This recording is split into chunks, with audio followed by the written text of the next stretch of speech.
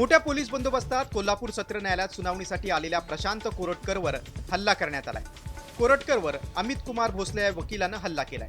सुनावणी झाल्यानंतर बाहेर पडताना अमित भोसलेंनी कोरटकरला लक्ष केलं. ये पशा म्हणत भोसलेंनी कोरटकरला आवाज दिला आणि त्याच्यावर हल्ला करण्याचा प्रयत्न केला. मात्र पोलिसांनी वेळीच भोसलेला पकडून बाजूला नेलं आणि कोरटकर बचावला. कोरटकरवर आतापर्यंत 3 वेळा हल्ल्याचा प्रयत्न झालाय. 25 मार्चला कोल्हापूर कोर्टात हजर केलं त्यावेळी जयदीप शेळके या शिवप्रेमीनं हल्ल्याचा प्रयत्न केला होता.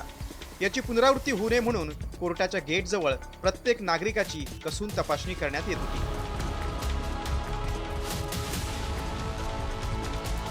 मात्र तरीही त्याच जयदीप शेळकेनं पुन्हा कोर्टात घुसण्याचा प्रयत्न केला. मात्र पोलिसांनी त्याला वेळीच ताब्यात घेतलं. मात्र महाराष्ट्राची अस्मिता असलेल्या शिवरायांचा अवमान झाल्यामुळे जनतेत संतापाची लाट पसरली आणि त्यातूनच हे प्रकार घडतायत.